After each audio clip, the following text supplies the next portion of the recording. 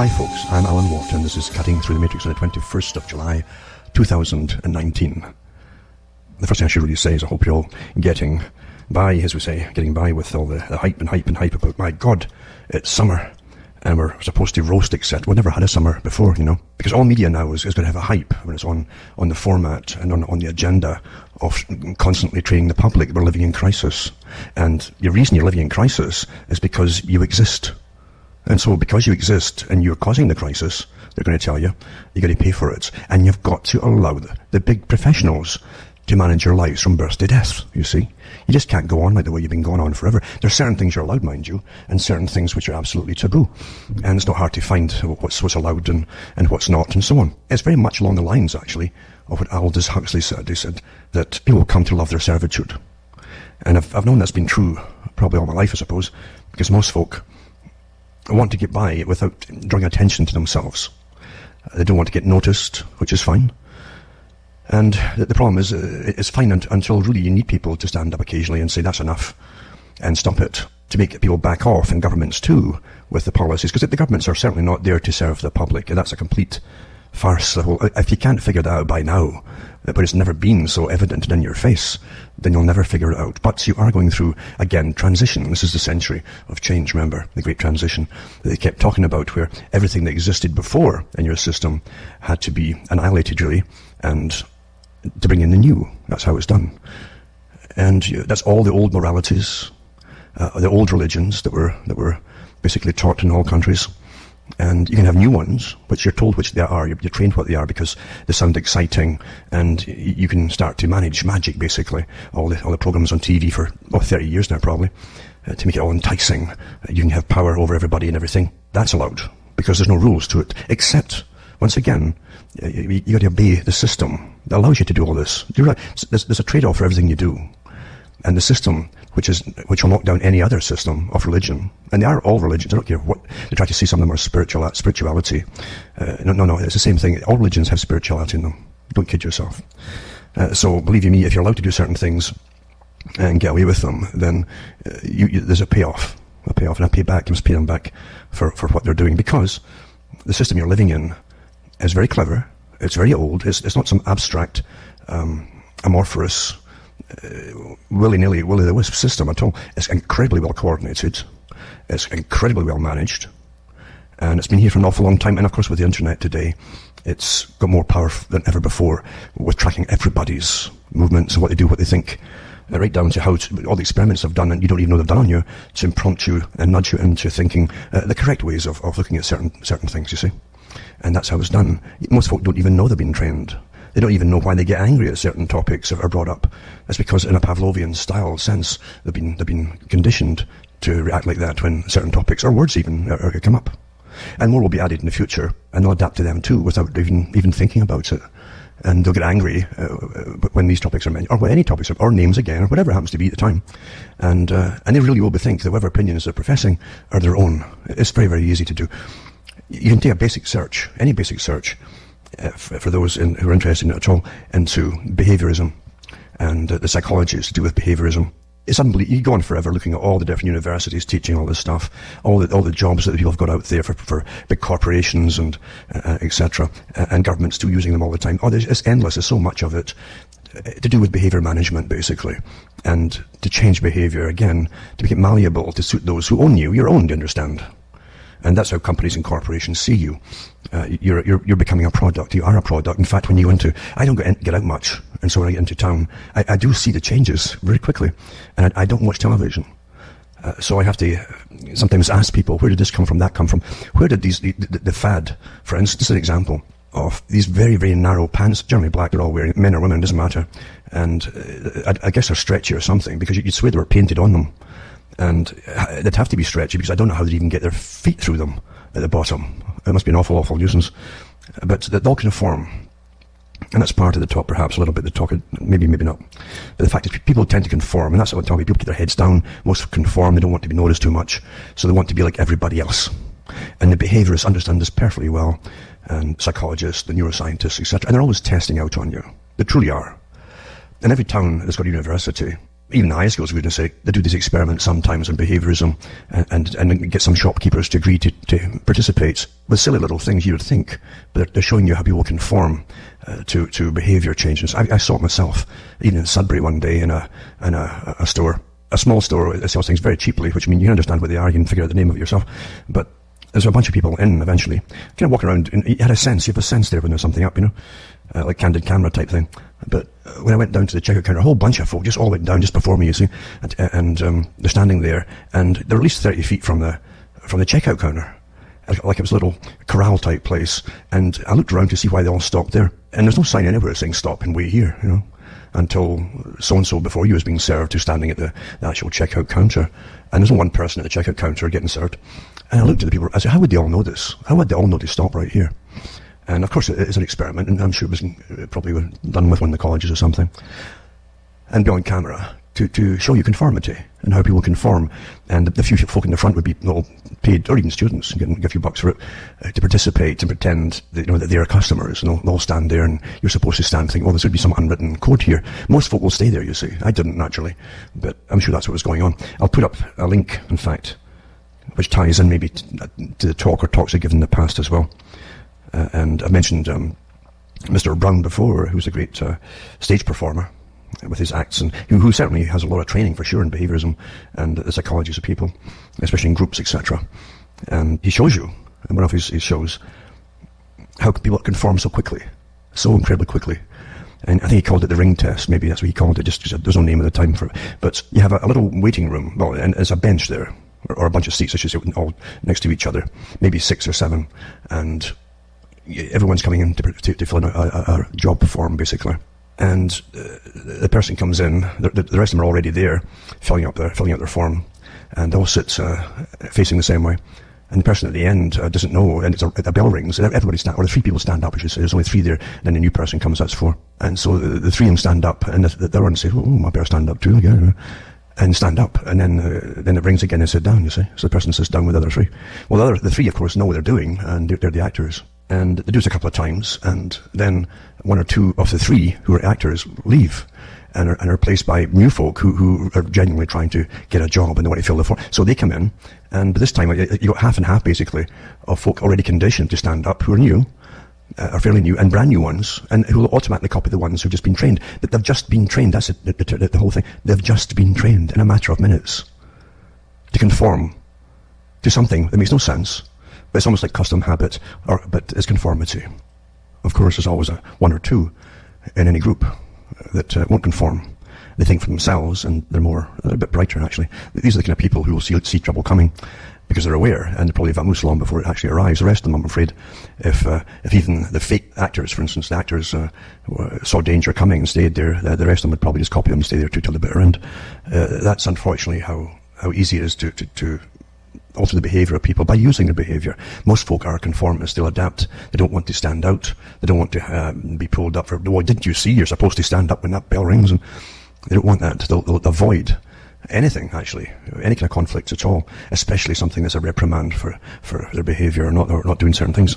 That was even in the movie Fight Club. And in Fight Club, it's a comedy, of course, and there's a little piece in there where it shows you that the people who are passing by, who are having water sprayed on them and things like that, would do anything rather than confront people who are annoying them or doing the dirt. They'll try to get around it or walk away or ignore it until you can't ignore it and so on, but they wouldn't retaliate. That's most people. And that's how things really are. Not only is this understanding so important to behaviourists, in order to change and alter and have you adapt to new behaviours that they plan for you. And that's how bad it is today, so it's so obvious. Aldous Huxley talked about it quite a lot, that governments actually depend on the knowledge that most folk will always just do what they're told. And of course that's also why horrible things happen in history. That's why you always have incredible slaughters, even from the Bolshevik Revolution, even before that, going back to the French Revolution, the incredible slaughter once these things get started, of course, and they tend to eat their own. As time goes on, the communists did the same thing too. That's just the way of it. You'll end up eating their own because they get things out of hand. And then personal fights and power plays get in the way too, and they try to get each other beheaded with a guillotine, as it did in France. And all you needed eventually was an accusation, and the mob just complied immediately without a thought, and it just kept going and going and going. So it was really bringing France to, not just to, it wasn't in a new era, it was almost to the end of its existence. It got so bad, of pure horror. But most folk will comply. And again, even Animal Farm had it too, George Orwell's Animal Farm, the compliance that you had the sheep, and the sheep of course are always a cheering mob. They'll cheer for the system that the leader tells them to worship, and they will shout 4 legs good and 2 legs bad against the humans basically, and they'll chant it through slogans, and when the slogan changes to 4 legs bad, they still say it because they don't think much, you see. They're like automatons. And you look at the crowds that there are, and you can rent in England and elsewhere too, you can rent huge crowds pretty well. They'll come out and protest anything at all. And they're actually international in Europe. Some of them were trained years ago. I remember it years ago. And I can't remember if it was Hungary. I think maybe Hungary at the time. Or Czechoslovakia, one of the two. But they had a school there. Because in Canada and in the States, you kept seeing these folk dressed in black outfits that now they call Antifa, but back then it was always anti-globalist meetings at the time. But they were professionals, and I think a few documentaries were made on them actually by I think Canadian television and others too. They were trained on agitation and disruptive techniques and so on.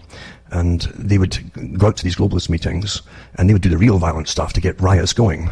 That's what they were hoping to do. It was found out they were actually paid to do this by an organisation based over, as I say, in Europe. So it's turned into something else. I'm sure it's the same financing by the same people that are behind the Antifa as well. The whole idea is to get the riots starting, because most folk are peaceable in the protests. That's just the way it is. No one wants to get their heads bashed in.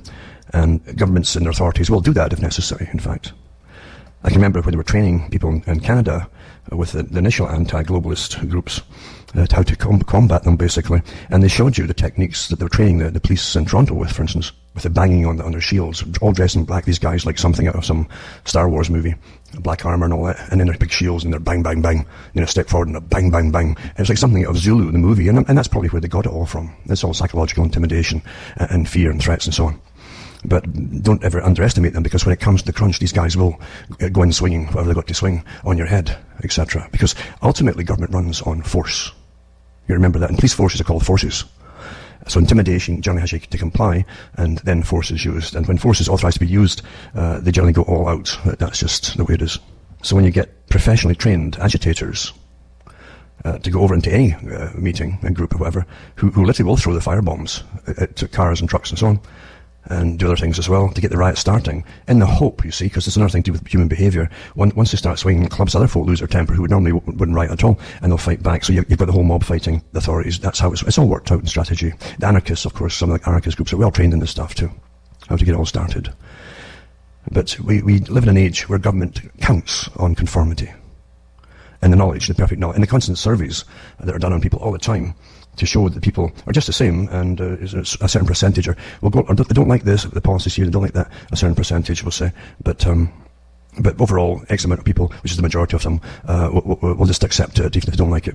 And that's how government works today. Constant surveys, constant. And again, through technology, and that's the key to it too, they have perfect understanding of the technological system, the cybernetic system really, of Wiener and Norbert Wiener, who came up with cybernetics on how to control people, and even wrote another book along with it called The Human Use of Humans. You see? And it really is, his whole theory was the world was just too chaotic.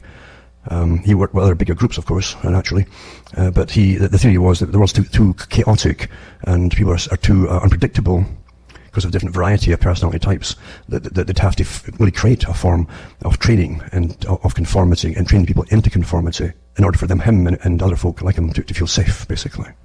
And so the idea was even to link people with machines and technologies, and through technologies they could then prompt human behavioural changes. Well, we're completely immersed in that stuff today, even though he wrote his books initially back in the late 40s it was. So you see, things aren't happening by themselves. The computer, I even mentioned the computers about early 1950, would eventually help run our lives, etc., to make us conform to a set of behaviours which are the better, as the professionals would manage for us, through use of mathematics and algorithms, and it's all here. Nothing happens by itself, not any more than the theories he came out with were his own either. That's really how it is. Most of the biggest characters in history that you're given to do with technology, especially the 20th century and 21st century, are in a sense front people who are selected by very powerful organisations that run basically the planet today. People don't come out of nowhere and are elevated with big, massive, millions, maybe even billions of dollars publicity to make them into some kind of, genius figure, when all they are generally are businessmen. Not inventors or anything. Quite amazing. And Wiener himself, his main thing, he was a mathematician. But he was a political mathematician. And that's where he put the mathematics to. Just like mathematics, you always want to make sure, at least we used to in the old days, want to make sure that 2 and 2 equals 4. Then Wiener wanted to be absolutely certain, without doubt, that even if there's a glitch in our human makeup or our brain, an aberration for a split second, that 2 and 2 would guaranteed to come out as 4 every time and everybody. Or maybe 5, it depends what he's... Because you don't forget too, to create people who are conformists, you also have to eradicate, or even make it a taboo to have certain kinds of behaviour or opinions, naturally, especially if those opinions are very individualistic, you see. And we're living through all of this today. We have all the nudge units on working, the behavioural insights teams working, and of course you get punished even for mentioning the stuff that I'm talking about right now. And that's how bad it is now. Understand? Nothing's missing you. You can't see these things and get missed. You will get punished by them because we have the overlords who have been put in front of us to worship, you see. And they're incredibly rich. They're front people, really. But they're following a mandate that was on the go and planned and published and written long before they came along. You understand? That they're basically fulfilling a role. They're a role player, basically. And just like Aldous Huxley said, they can make it seem, in a sense, for most folk who are, again, conformists, remember, who will always adapt to be the same as everybody else. They were the lumpen proletariat that Marx talked about, in fact. And so they don't have to understand things, or they just want to not get noticed, you see, so they adapt. And if everything they adapt to, including what they look like, is a telling sign. I mean, I was in town just on Friday, in fact. I say I don't go out much at all, especially town. I have no interest in town or looking at crowds or stacks of cars and travelling and so on. I do the basics and that's it, just get out again. But you do notice things, and you see how quick things change when you only go in maybe once every month or 2, you see. Sometimes 3. But you'll see big changes in the dress, the modes of conduct and so on, what people wear, right down to even tattoos, more tattoos. And even the tattoos, if you understand, in the 1960s, psychologists at that time, in the 1960s and 70s, they said that lots of studies again on human behaviour, but were always studied by our owners. And at that time, you see people who are in prison and who rebelled against the system, but got into prison. That's the kind that would have tattoos, or pirates in a sense, you see. And that's also validated by the big crime lords in the world. You have like the Japanese, they have their own system there too for the crooks, and they have their incredibly tattooed bodies, and everything's symbolic, of course, all the different things are put onto them. And you'll find that in China too, and different triad gangs. But you also find it in the Russian gangs. And some of the Russian gangs aren't just Russian. It's quite amazing. I didn't even know it myself until I read a great article on a guy who was getting released from a prison in Britain after several years, but he was from Russia. And he had all these tattoos on him. He's a pretty, much an older guy now. But he was boasting about what some of them meant, and he was explaining about, just like masonry, But he was explaining about the different star symbols on his chest, for instance, and this one means that this is your rank, and this one means, and this is talking about big crime, big organised crime, and he said that and this one means that you never kneel to anyone. You've reached a higher degree, you don't have to kneel to anyone, and if you're below a certain degree, you do have to kneel to the guy above you. It's quite fascinating to see that this getting done, and talking about amazing tattoos are covered with them. This is an old idea with them. So tattoos, as I say, even back in the 60s, the psychologists had generally criminal classes or people who had been put in prison. In the Western countries, it was generally folk who were tattooing themselves in prison, etc., just to rebel, to say, get lost, etc. But now, you see, the studies all say something different. This is the beauty, again, of having the access to a lot of the information that you get. You can compare things. And it's great to see psychologists having great beliefs in this, that, and the other, and then the latest study comes up a few years later, and it's completely opposite. Because they say that see now, the tattoos are to show your individuality, and that kind of stuff, you're showing your individuality, you're not like the mainstream. Well, guess what, when you get all the folk looking with tattoos, they're the majority, how can you be different when that becomes the majority? You understand what I'm saying? So that's all bogus too. So of course I said, well, who's the main target? Who's the main target of tattoos? And on whose skin do you see most of the tattoos? With all the colours on it? Well, it's rather obvious, isn't it? So you're seeing them being mutilated and put into a category in people's minds of being degenerates in a sense, even if they're not. Even if it's become popular by the creation of popular culture, which creates all the fads, you see. Because that's really where they're getting it all from years and years of years. So I did a search on that and to find out where the first series of TV programming on tattoos, and then make it popular with characters in the TV series, and also and the reality TV shows of tattooing going on. Stacks and like, you wouldn't believe it, going back for years. And that's what creates, the people would never think of this themselves, folks.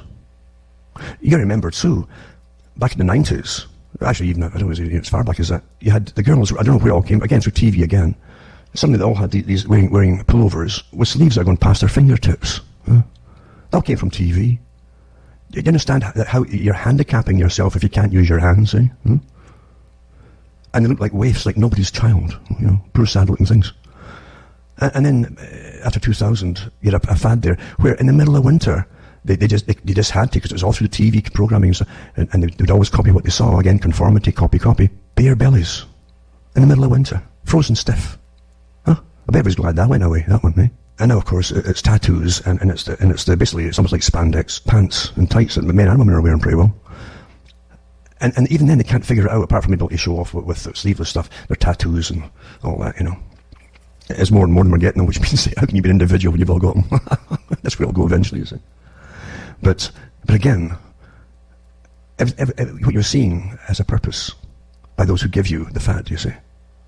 When you look at, as I mentioned, the cashless society, for instance, I've done talks before about how clothing was designed with cargo pants and no deep pockets, so you couldn't even have a wallet back in the 90s.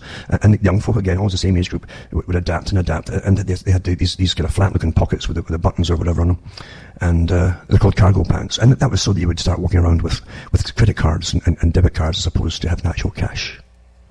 No nasty bumps of cash and etc. and coin, you see. And so you get trained that way. So easy to do, isn't it? Because your masters want you to go cashless, because then they can track everything you're buying, you see. And that'll come down to your credit score eventually. Just like China has it too, but they're using the same data that we've got here on all of us, you see. Where you're going to get pointed out for breaking certain rules, or you had meat twice this week, you see. And they'll know you bought it, because there's the receipt, the electronic receipt on the internet, all your stuff.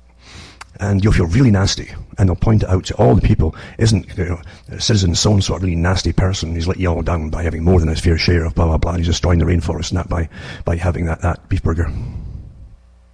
And you think I'm kidding, don't you? You're getting trained. And of course, when you look at what they're wearing right now, there's nowhere you can put anything pretty well on, not even hardly even a credit card. Maybe you'll get that somewhere. But it's meant so eventually you will take a chip, which is going to be, and they've done many shows of different things they can do with chips on your skin, or even ones that can even stencil on your skin, just like a tattoo, and scan it over, and it'll be so trendy. And you want to be trendy, don't you? You want to be really trendy. And also too, with these are something like painted on pants they got. It makes them all look so skinny. So it's meant that thin people are the in people, you see. When they're telling you to eat less, and definitely cut it pretty well all meat, because that's the agenda. And it's published by the big groups that run the environmental system for you. And no, it's not the guys in the streets protesting at the bottom. It's the folk who gave them all these ideas, you see. You have the Club of Rome, you have all these different groups. Dreamt this up long ago, you see. Long ago. So yeah, you'll be really skinny, you see, and that's the way to be, yeah, until you hit the winter and you'll be frozen stiff, because you'll need some kind of, something in your body to get like fat to burn off and keep you warm. But again, once they get you into all the proteins that you need to, and the enzymes that that you need from meat and so on, and then they've already admitted you're more prone to different diseases and infections and so on. And with the subsequent push, or the parallel push to reduce energy consumption and so on, eventually to rationing status, then people might start dying off. Maurice Strong talked about this gleefully when he talked about the necessity to eradicate Western civilization, including its industry, years ago. These great heroes, you see, Maurice Strong, the Biodiversity Treaty, etc. That eventually ends up being, they're dealing with the whole environment and the climate and everything else that comes along, because it's all one system of control. But you'll be okay with your painted on pants, and everybody will look much the same. You see conformity, because you can squeeze into them and say, okay, yeah, except if you go overboard and you've got you had an extra beef pie there, or an extra sausage. Oh my God.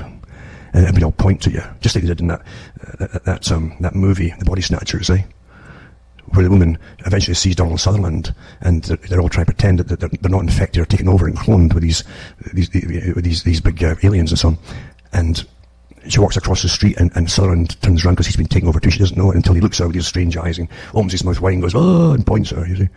And because that's how you're going to be, because you're being bad, and everybody's going to give you nasty comments. Nasty citizen, so-and-so, that's nasty. You're letting us all down. Conform, you see. Conform. And just like Darren Brown's conformity experiment, which is a standard experiment he's been doing forever, isn't his idea. They'll all be, they've all conformed and you haven't. So you better do it fast, or you're an outcast. My goodness, you're an outcast. And you be bad, bad, bad. And you all want to be good, good, good, and get little plus signs, little gold stars for your report cards. And I'm not kidding about this, folks. You're already having incredible backlash from the systems that you've been forced into, which is the internet, and everything goes with it. And again, you're getting people supposedly who now control it. These walking gods, you see, these new gods that are launched with massive money behind them into a stardom thing. They're kind of stars, when they're not stars at all. They're just like businessmen front people. But they're going to get hit. They're going to hit you hard if you point out the reality of what's going on. Reality is forbidden, folks. It's forbidden, absolutely forbidden. Warning about the system, just warning folk to be cautious. That's forbidden too. And they're ruthless about it. And they're penalising folk for having opinions. Do you understand where it's all going to go? Now, most folks, sure enough, will conform and have conformed. And they'll play forever. And they'll play away all the years of their life looking at fantastic seascapes and things. And play. And be good. And they'll be left alone. But at the same time, they won't do anything either, you see. They're dust in the wind. They're forgotten, that's it. They've been good citizens. But the world and civilization was never built with just good citizens. It took real individuals, not front people, parading as though they're real individual geniuses, because they're not. But it took real people in the past, and recent past too, to give us any ideas of true beauty, and even respect for human life, and for the human condition, and even compassion for the human condition. You can criticize the things that humans can do at times, but you gotta have compassion as well, because we are all human, I think. But again, as I say, I'll put up some links tonight to do with this very topic of cybernetics and things that, as I say, that Aldous Huxley knew. He mentioned it on George Wallace' show, that he was worried about the techniques. He knew the techniques existed. He called the hypnopedia and things like that. He knew it was way ahead of that, the behavioral sciences, and he had good access to the data too in his day, including the fact that he was so well connected with the Tavistock Institute, where they did all this experimentation. And even then, way back in his day, at that time on that show, they were already putting straight wires into folks' brains, doing the Delgado type experiments on actual humans. They did some excellent movies about that too, by the way, with Christopher Walken in one of his earlier movies. The Mind Snatchers was about that, where he plays a young American soldier who's a bit of a cocky little low-level type psychopath type in the military, and he suddenly gets transferred to this private hospital, and he ends up being used as an experiment. And right to the very end, it's never going to work with him. It's not going to work, but he ends up with getting basically the wires put in. And those days they did have the early Delgado stuff too, where they had an external buzzer thing. Basically, it would just buzz it would make a connection, and the wires went in the brain and would make contact, and certain parts of the brain could be stimulated to be very passive. Or the other one to do was a rat experiment on humans, where they could make them sexually aroused, so they would do nothing except play with themselves forever, until even to the stage that, like the rats, they would eat, etc. That was done. These things were done on people. And it's not imagination, or there's old documentaries that were done. Not actually filmed for the experiments at the time, and some of them are now available to the public if they do searches for them. So Walken plays a young officer that this is actually done on. So we're living in a system where things that you see manifesting in your lifetime are just the latest version of the same experiments. Today, it's you have mind manipulation, not just through all the data and the sequencing of data and how they format the data to be sequenced when you're looking at certain stuff. If you follow all the prompts now, you wouldn't believe you're being guided perfectly to come to an opinion you haven't even thought about yet, because you're following what they're prompting you to do. It's so perfect, the system, and it works with most people. I can remember a long time ago they talked about in warfare, for instance, that most of the weaponry for warfare is made to hit the vast majority of people, and especially when it came down to even biowarfare. There's always a certain percentage, they thought back then, who had a natural resistance to certain bacteria they'd actually made it to be evolved, etc.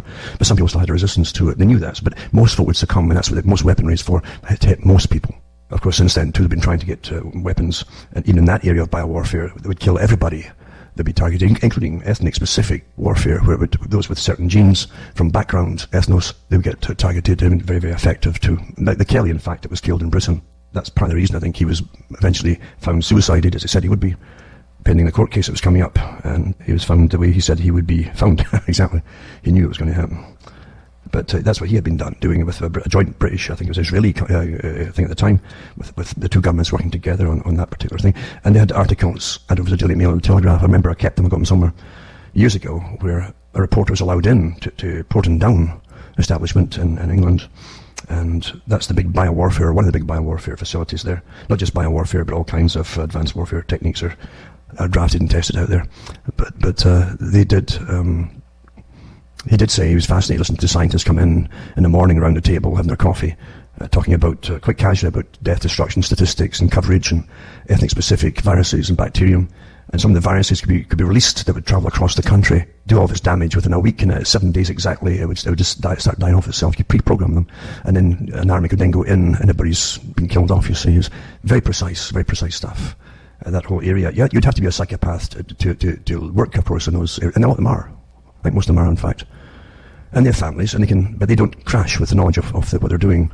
The psychopaths don't hold on to frustration or anger. They must release it immediately on, generally by working out through some other people. But they'll sit back and smile as they get people arguing and fighting. But they're excellent for scientists and so on, because they don't, nothing worries about, nothing at all worries them. I think you all saw the 12 Monkeys movie, a comedy. But it also showed you at the end, which is more realistic actually, that the person who will unleash hell on the world is probably someone who will work at some big biowarfare company, or some big pharmacological or vaccine company, because they deal with all the terrible viruses naturally. And someone who'd walk out with the vials and just start spreading it. And the actor who played the part fitted it very well, the psychopathic personality of not worrying, very calm and collected and free from any anxieties. He was carrying all these lethal stuffs through the airport, etc. And again, convinced he was doing the right thing to kill off humanity. See, it's the same with, if you look at those who do rule the world actually, and who are not worried about any population that you have today. They know darn well that the population is declining, and folk are becoming sterile. And that's not by accident, naturally. And you'll see the side effects of it too, where they use mass migration as an excuse that they need replacements, and they're not just completely lying there. You understand, isn't a switch to the next system. Just like a switch, there's always a transition period over a long period of time, maybe a generation. Maybe a full generation, maybe less. But when you hear people, for instance, really screaming about Trump okaying almost about 500,000 workers in high tech from India, yeah, they should be training them here, absolutely, etc., etc. But they're looking towards more than just that. They're looking to, they bring them in from India, knowing, you see, that the workers from India still have family values. See, yours have been destroyed deliberately, but those from India will have strong traditional family values, and they will bring in wives, or decide because they choose wives and so on, and they'll have big families, and they will definitely produce a crop, because that's what we are. The present crop's dying off. They'll bring in a crop of workers for the future, because they're not getting produced in the West here. Everybody's running around in their tight pants and getting covered in tattoos and playing themselves, you see. But they're not having children, because that's what they've been trained to do and how to think and so on. Not to have children, not to get married. There's been a war on the West for a long time, and so many of the big players, as I say, for instance, like the Maurice Strong, were quite open about it. They had a hatred, an absolute hatred for Western people and the societies they'd built. They call it the biggest curse on the earth, etc., etc. Hasn't changed. And there's elements behind this too that I won't go into here, but it's to do with an occultic system that even the folk who think they're in it today don't even understand, because they're low level. Even if they think they're high level, there's much higher levels, but they don't know. It's completely intertwined with what's happening today. The things that are happening, and right down to even the necessity for population reduction, etc. That is not a new concept at all. So those who are complete existentialists, like Wiener was, with his cybernetics and the human use of human beings, another one he wrote to. He was definitely existentialist, but so you have them, and then you have all the people down below who go along and they play with what they're called the New Age, allowable and promoted through television for years and years and years. They call it spirituality. Fine candles and things and cardboard with paintings on them and stuff like that. It's fine, folks. But you don't know what's behind it at the top, do you? And the big players from the past were really involved, and you have no idea. It's so sad that people think they make their own decisions. Everything's got a purpose, as I say, even right down to the fashion of the things you wear.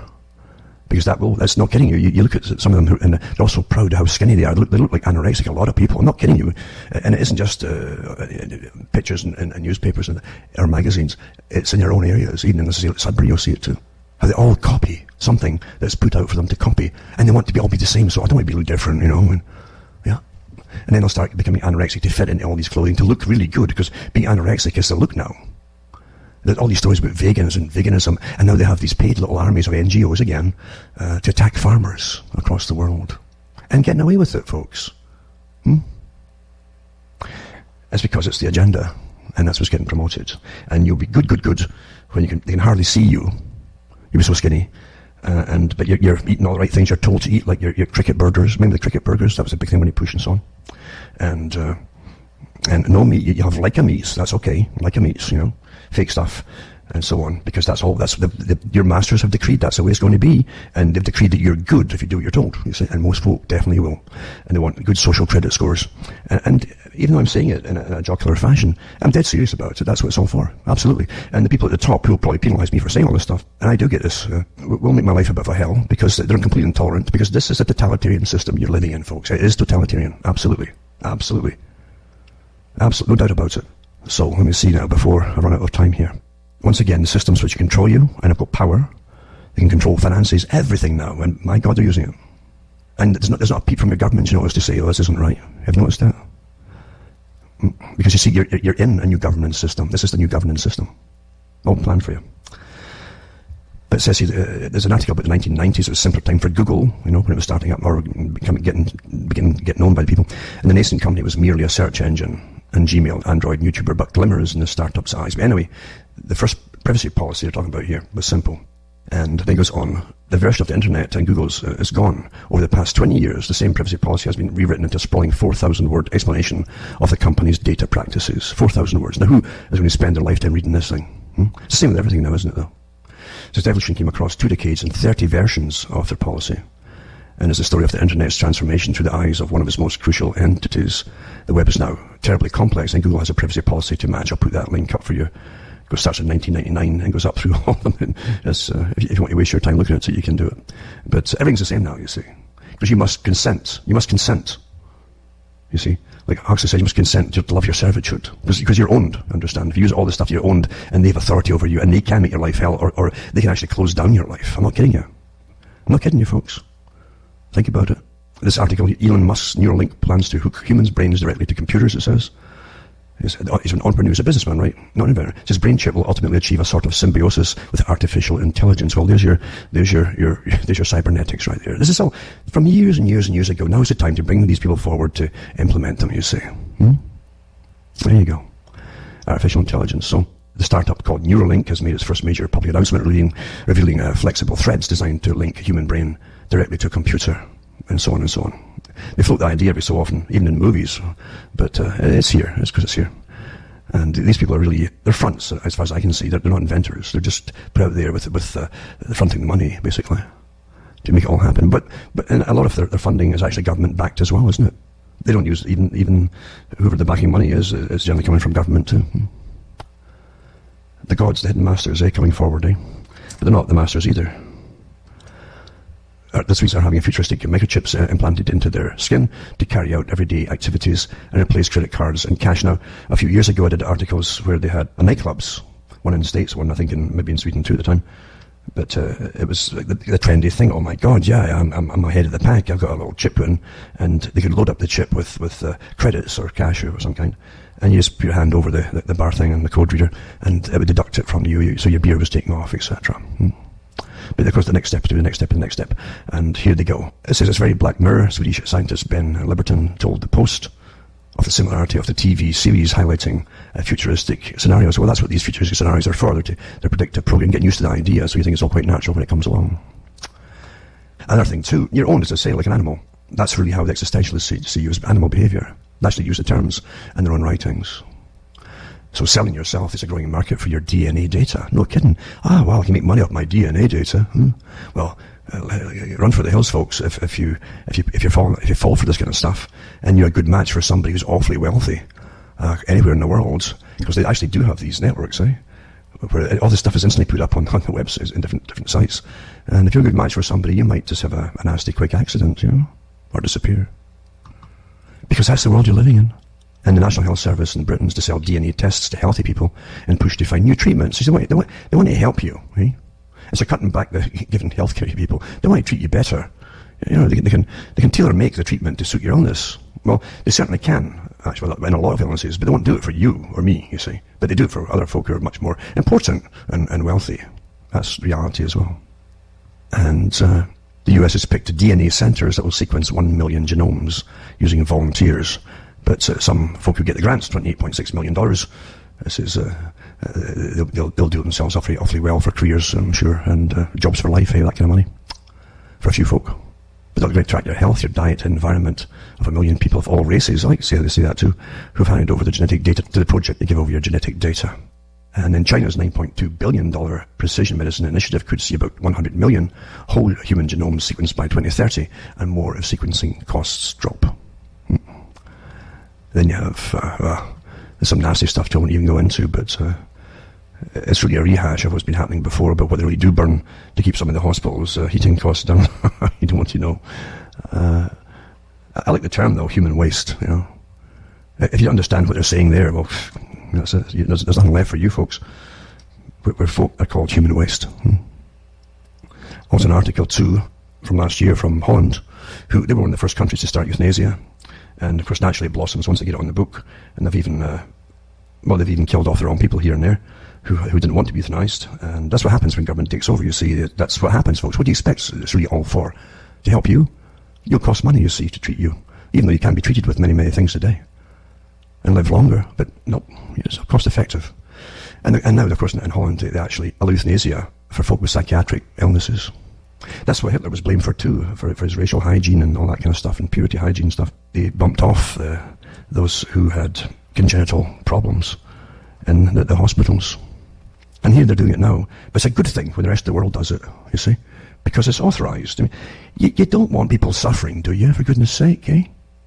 So it's okay. You understand that you can be convinced of anything, and you already have been in many ways, by the professionals of emotion and the way they present things to you. Just too easy, folks.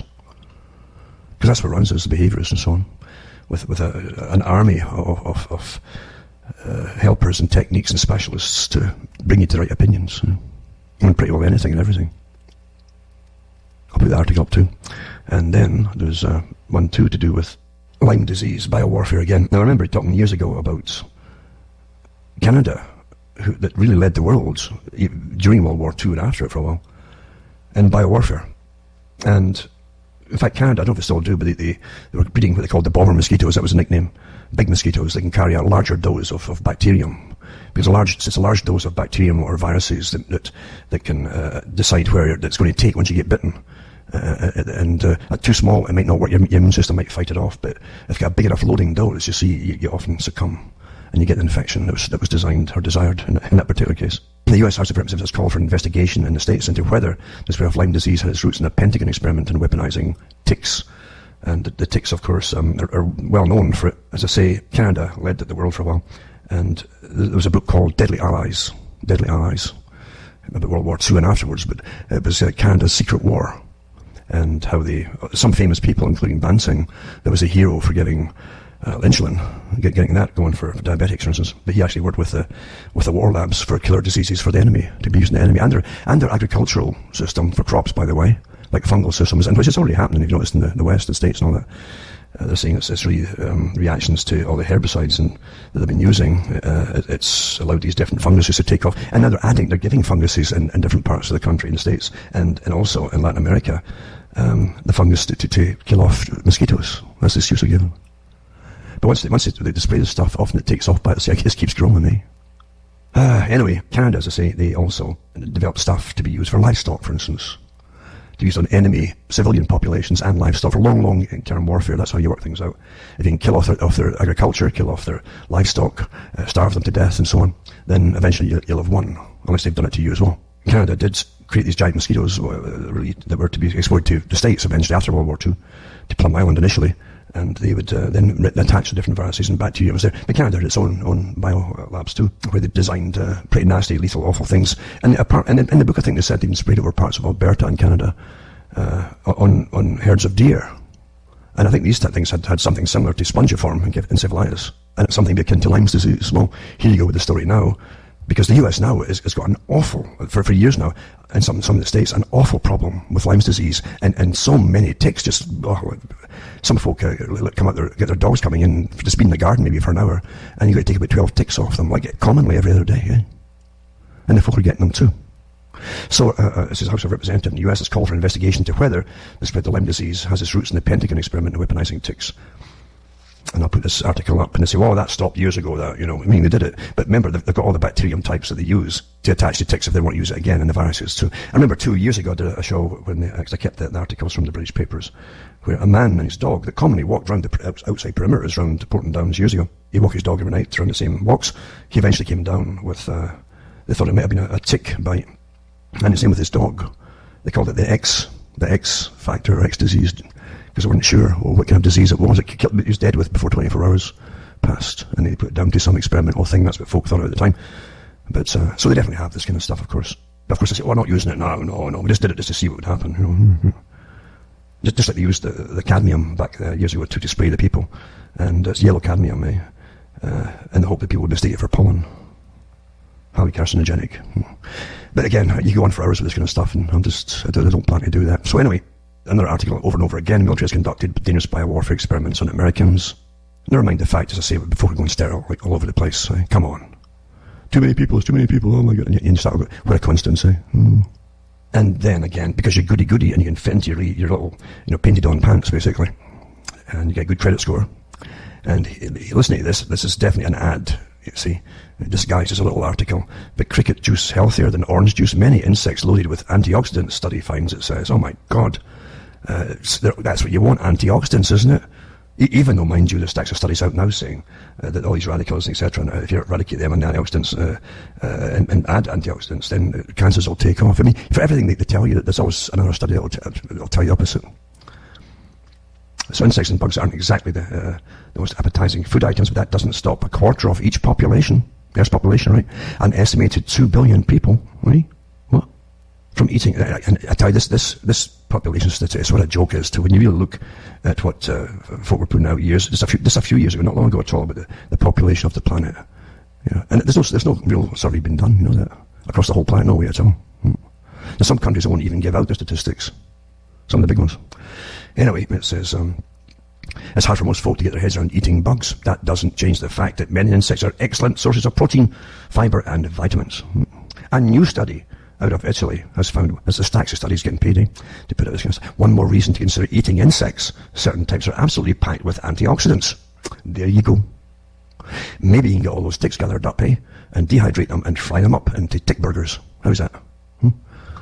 This is a big push to get this, because then they want to get rid of cattle and pigs and everything else for you. But the elite will always have their own special private places for their own beef herds, folks, just like they're all family in Britain. And then this other article, cricket juice, healthy and orange juice. Wow, that's beautiful, that, wow.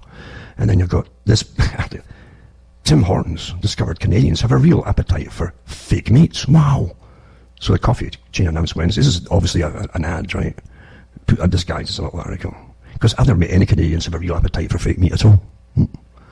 This is what you had in 1984 in the movie versions as well as the book, where Winston's sitting in the canteen and they're all sitting eating that white gup of a kind of soya product, and his neighbour says, well, look at it. His neighbours always want to be accepted, you see, and saying all the right things. Oh, look at this, looks like meat, tastes like meat. There's not a bit of meat in it at all, he says.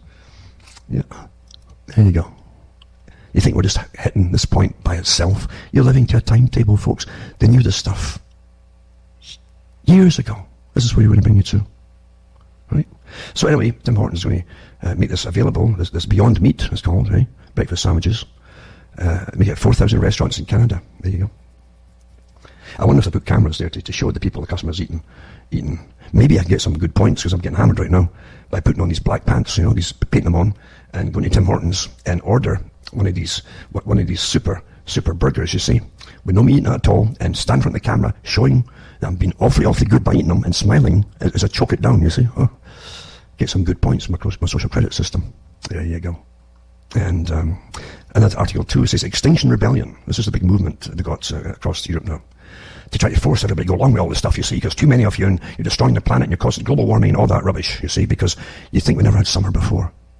The summer here is your pretty typical Sudbury summer up here. Incredibly high humidity, which is the normal. Lots of rain here and there, you see, in between. And high heat. And buggy as can be. And no, it's not abnormal. I've got a memory. I don't need to have the news tell me I don't. I can remember last year and the years before. Last year was the driest summer I'd had for a while. Now I'm back to normal again. That's how weather normally happens. But Extinction Rebellion is led by extreme Marxists who want to bring down the government and say people might die in the process of uprooting capitalism. Yep. And the guy who's supposedly the head of it, the street level head, not the ones at the top that relieve Planet All and fund it and so on, is called Roger Hallam. He's one of the leaders in Britain. And he's actually said that it might go bad and folk will die, you know. I don't know if Britain will ever react to anything anymore because they don't even bother even investigating a lot of the knifings they have now in certain areas because of the certain areas. And to put folk in prison over there, the country's so broke. It's so broke. And you keep getting more and more folk to put in prison. Well, that's when you've got a failing system. You can't afford it. So anyway, this guy says that he was being trained to go to university for a training course, actually, how you do, you know. And they actually teach stuff like that at university, you know, how to have anarchist-type techniques and so on. I guess you get a degree in it. It says a shocking statement was revealed in a policy exchange report authored by former counter-terror chief Richard Walton, which added that XR or whatever is aimed at achieving a breakdown of the state and democracy. Well, no kidding. Well, what are they going to do about it? What are you going to do about it? Again, too, you understand that the big folk, even the Club of Rome said this. They would use, see, those who rule the world used the term democracy for a long time. But had no ever illusions that they'd actually give real democracy to the people. Never happened. And they've always said, like the Club of Rome said, they wanted to bring in a new governance system. Very explicitly so. And they used environmental movements as a big push to try and convince the public to say, well, we can't survive unless we change the system and you let us rule you, basically, the specialists and so on, etc. This democracy thing is in the way. You can't get things done. To save you all, we've got to just change the system. Well, this is what this guy's doing in a different way on the street level, you see, with his followers. It's all the same thing. And it says, others claim, and some of the members are getting fed up now, you see, because we're using vegans not to shout and rebel, etc. But it says that some of them have left, claiming that infighting amongst themselves, that's pretty typical within the group, and that some are being bullied by vegan members who are the most radical of all. The vegan members are the most radical. Well, that's exactly what I'm telling you, folks, and that's what's held up to be goody-goody, you see, and that's what you're going to get with your very tight, painted on black pants, I should say, you know.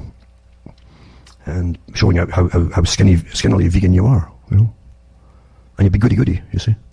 And you can be a revolution at the same time. I guess that's plus good, isn't it? Like Orwell would say, I suppose. So there you go. Google again, the big monstrosity under Alphabet. This is running everything, the financial systems, electronic cash, your whole life. They've got total power now, folks, if you haven't quite figured it out. Most of us say don't care. They'll keep their heads down and say all the right things. They all know what you're supposed to say about anything. And they hope to be left alone. They'll be goody-goody-goody.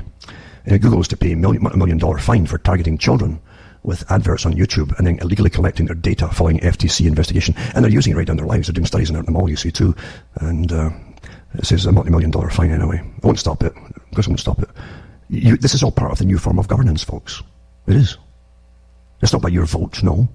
It's by policies. Our policy says, you know. And they change their policy whenever it suits them. And depending on who you are. That's how it's done.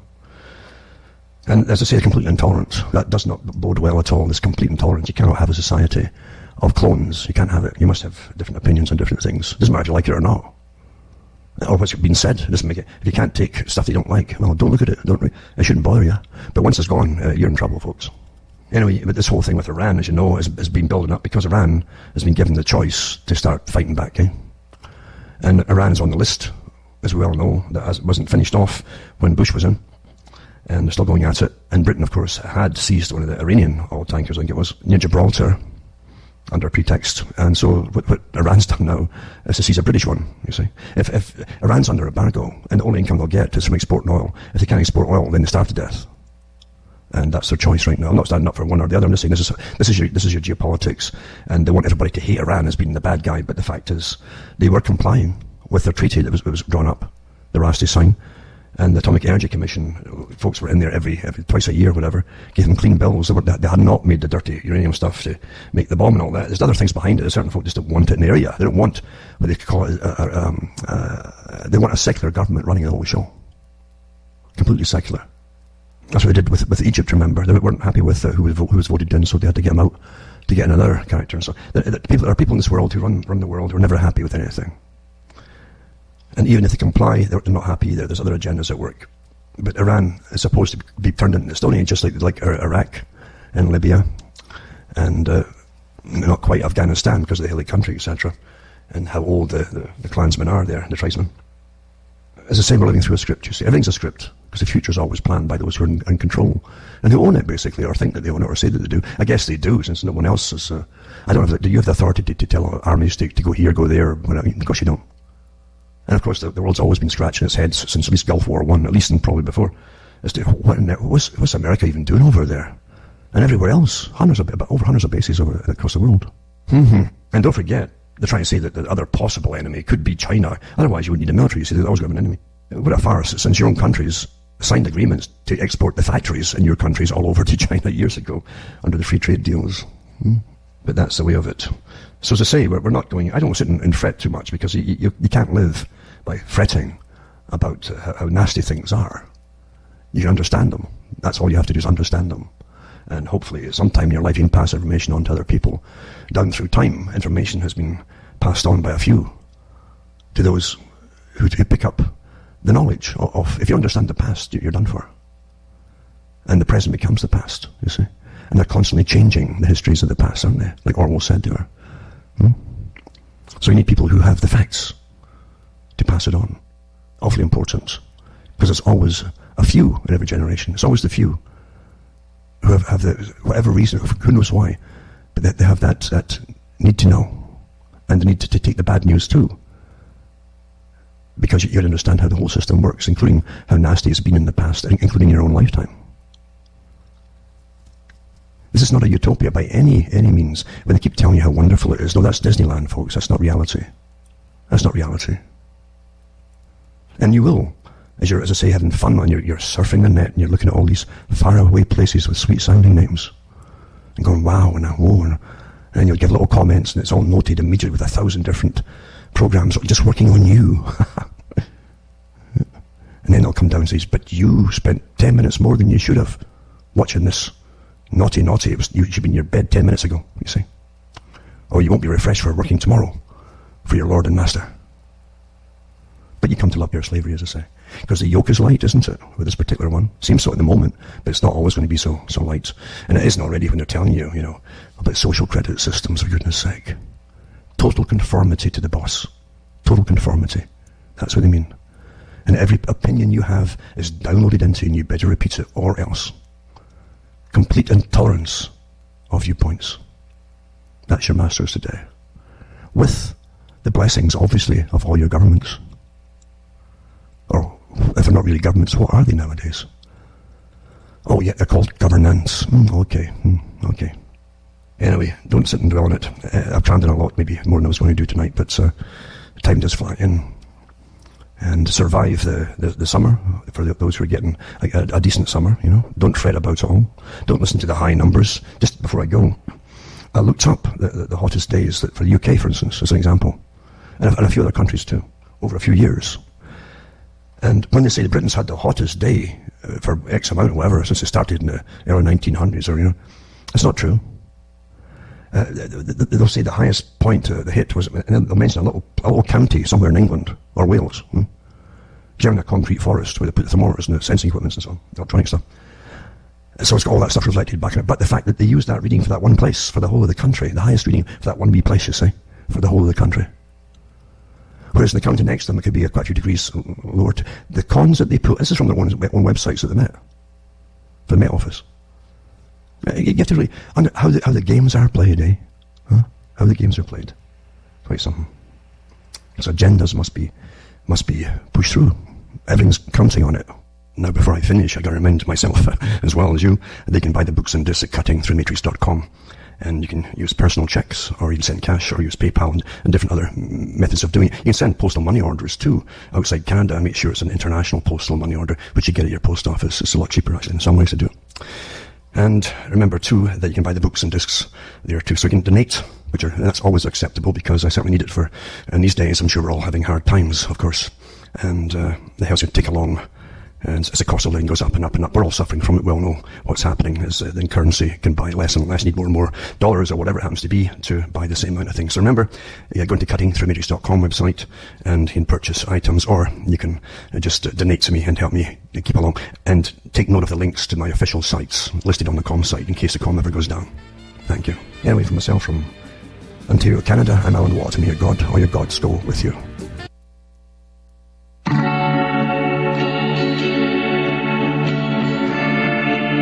Truth on the Tracks.